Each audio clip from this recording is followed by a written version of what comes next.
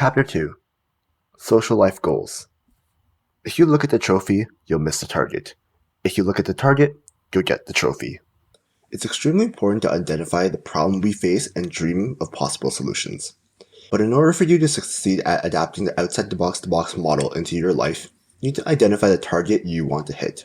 It's only then that you'll receive the trophy. You can identify your target by setting goals. More specifically, identify what it is you actually want out of your social life. Creating a rewarding social life isn't a one-size-fits-all solution, as different people have different needs and circumstances. However, goals can be distilled into a few different types. Before we get into the different goals, you must become aware of what you need from your social life and what social styles best suit you. This will help you to focus your effort on the goal that will bring you the most happiness and satisfaction. What are your needs? Relationships are about filling the needs of the people in them. Although we typically understand this part, we sometimes forget that our needs have to be fulfilled as well. As you read about the following needs, keep in mind that your needs don't necessarily have to fit neatly within this list. Your needs can be a combination of the needs listed here, or they can be separate needs altogether. With that being said, feeling like you need any one of these following is totally normal and okay. You are human, and humans have needs.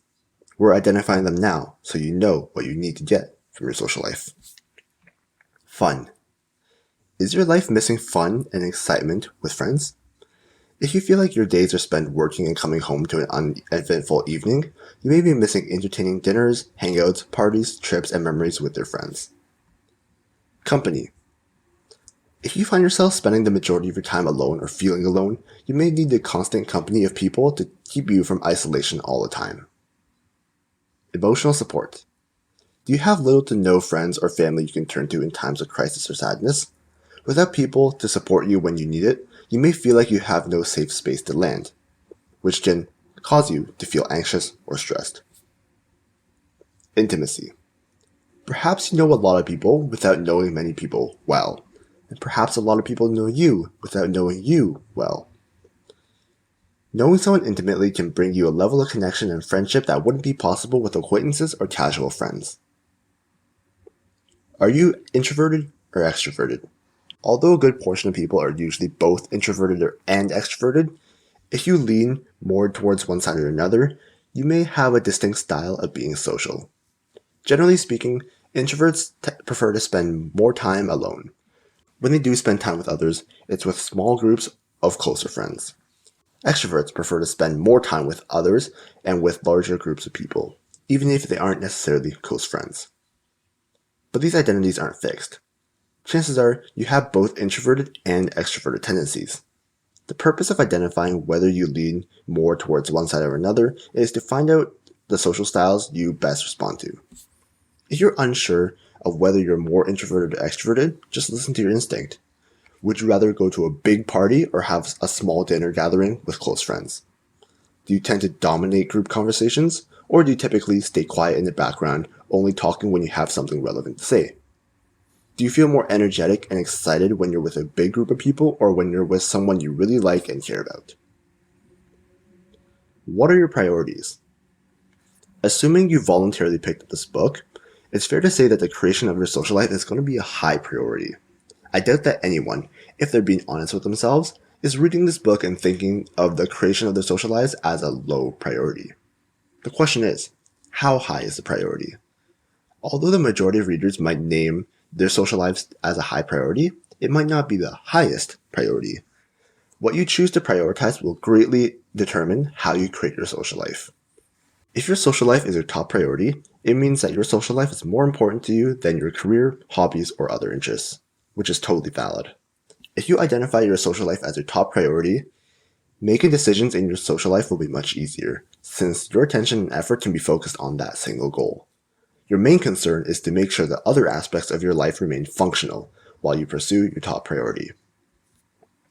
If your social life is a high priority, but not quite at the top of the list, that is completely valid too. Perhaps a more important thing consumes more of your attention, such as a career, a task you're currently working on, a hobby, or other interests. If you identify that your social life is your second priority, you may need to divert your attention and effort mostly onto your first priority. You'll become free to focus on your social life once your attention and effort is off your main priority. If your social life is a medium priority, as in you have 2 or more things that you prioritize over it, or you need to devote all your time to one thing, this is definitely valid too. Perhaps a combination of your career, family, hobbies, and other interests take precedent over your social life. Creating your social life at this point can become tricky, since it's not going to be nearly as important as what you do on a daily basis, and your social life may suffer as a result. It's definitely possible to create a social life you love, but managing it may pose a challenge. How often do you want to be social? Some people prefer to live on their own and see friends when they choose, while some people prefer to be constantly surrounded by others. Setting a social goal. Broadly speaking, social goals can be categorized into 4 different types. These types are by no means mutually exclusive. If you feel like you need to create a combination of the following, by all means, do so. It's important to know that you choose which social goal or goals to pursue. You can also choose to change your social goals at any time. These are not permanent declarations of how you're going to live the rest of your life. If you have different needs at different times, feel free to adjust your goals as you see fit. Close friendships. Developing close friendships with select people is a goal you can set for yourself. Having close friendships means that you have people in your life who truly love and care about you, know the details of your personal life, and whom you are willing to be open and emotionally vulnerable with. The benefits of having close friendships is that you have people in your life that cherish you. This is something you must cherish if you're lucky enough to have it. You also have a level of intimacy with them, which allows you to share your personal life. These are going to be the people with whom you share the special moments of your life. Although close friends have far more benefits than drawbacks, one potential drawback is that they can hurt you, whether they intend to or not.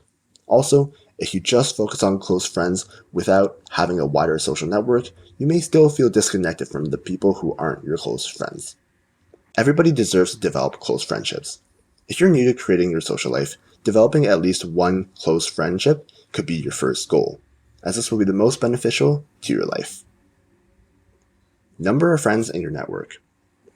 Having a large number of friends and an expansive social network is another goal you can set for yourself.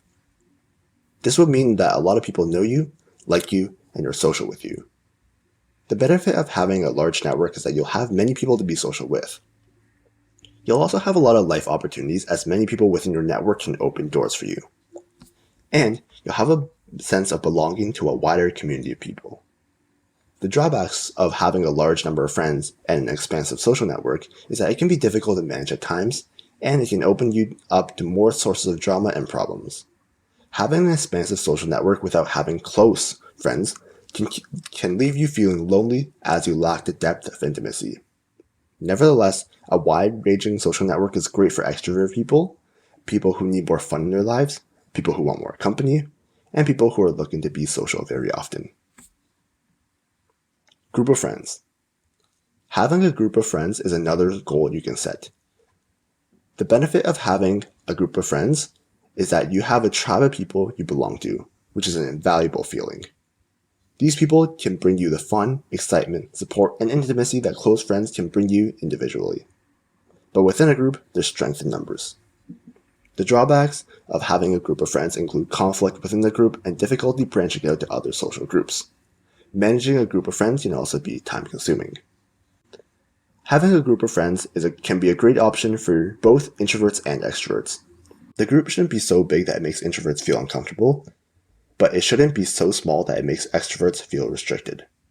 Depending on the group, these friends can fulfill many of your needs, including fun, company, emotional support, and intimacy. Living situation. Improving your living situation is another goal you can have.